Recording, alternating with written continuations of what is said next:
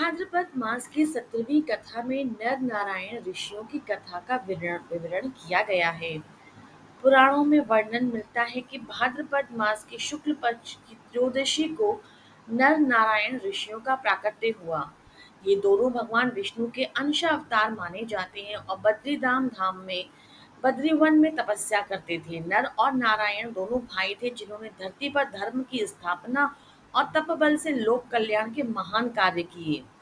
नर नारायण की तपस्या का महत्व में हिमालय की गोद में जब नर और नारायण ऋषियों ने जन्म लिया तो बचपन से ही वे तप ध्यान संयम में रुचि रखने लगे। युवावस्था में दोनों ने सांसारिक सुखों का त्याग कर बद्रीवन में जाकर हजारों वर्षों तक तपस्या की।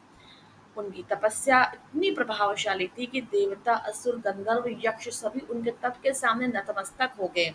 उनकी शक्ति और प्रभाव को देखकर इंद्रदेव चिंतित हो गए और उन्होंने अप्सराओं को भेजकर उनकी तपस्या भंग करवाने का प्रयास किया।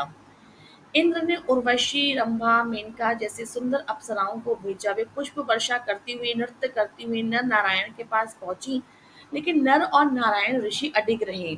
नारायण ऋषि ने अपनी जंघा से एक और सुंदर अप्सरा उत्पन्न की जो इतनी सुंदर थी कि इंद्र की भेजी सभी अप्सराएं लज्जित हो गईं।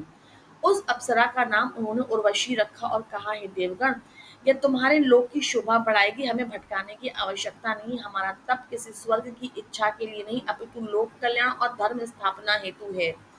इंद्रदेव को अपनी भूल का एहसास हुआ और उन्होंने क्षमा मांगी।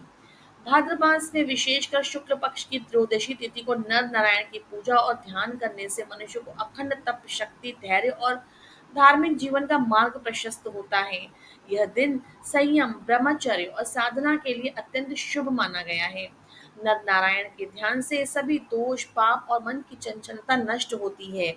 इसकी पूजन विधि के लिए प्रातःकाल स्नान करके स्वच्छ वस्त्र धारण करें।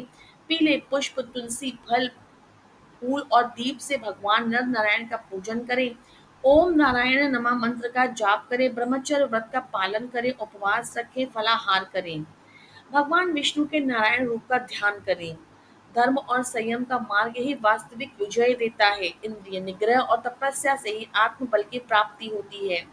नर नारायण की तरह जीवन में कोई भी कार्य स्वार्थ रहित सेवा और साधना के लिए होना चाहिए।